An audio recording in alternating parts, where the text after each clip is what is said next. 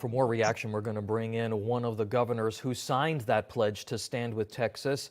And he's also the governor of a border state. North Dakota Governor and former presidential candidate Doug Burgum joins us. Governor, an honor to have you with us. Thank you so much. It is increasingly apparent that the Biden border policy hasn't just led to chaos, crime, and lives lost, but now this real sort of constitutional crisis between the states and the federal government.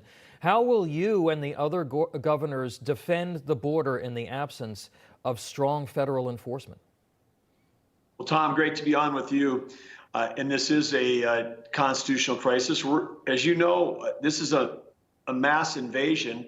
I mean, we're talking about 8 million plus people. That's the equivalent of every man, woman, and child in Maine, New Hampshire, Vermont, Rhode Island, Joe Biden's home state of Delaware, and then throw in Montana.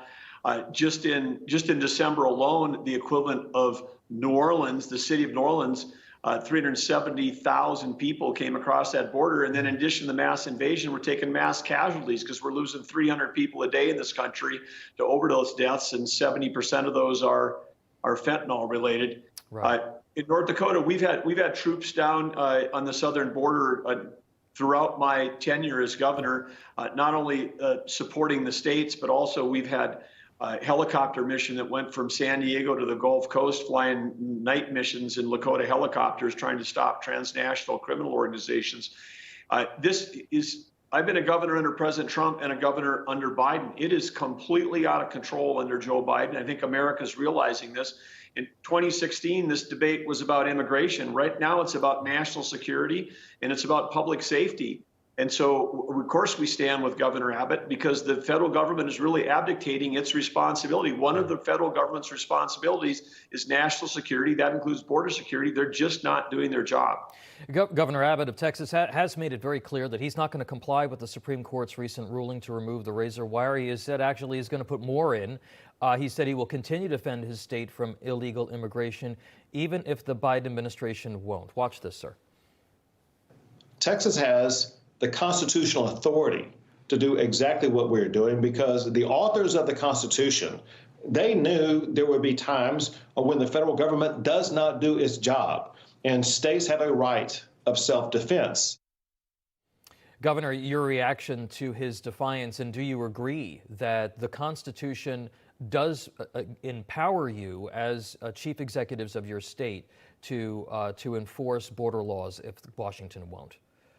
Well, absolutely. We have a responsibility as the commander-in-chiefs of our National Guard to provide public safety and defend our citizens. And if we had millions of people, piling over the Canadian border into North Dakota, we've got a 365-mile-long border in North Dakota.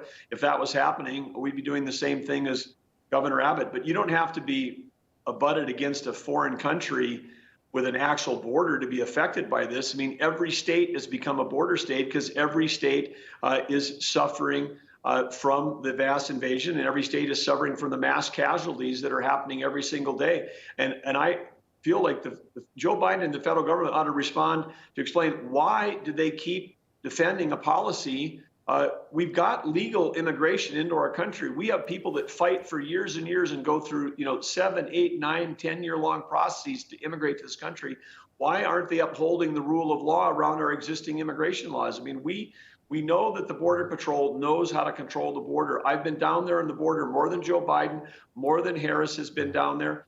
And I can tell you, the people on the Border Patrol, they know how to shut down the border if they're given the authority and they're given the support from the federal government. They're so demoralized right now because they're not allowed to do their job as law enforcement agents.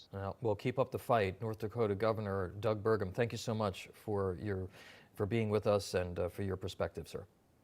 Thank you, Tom.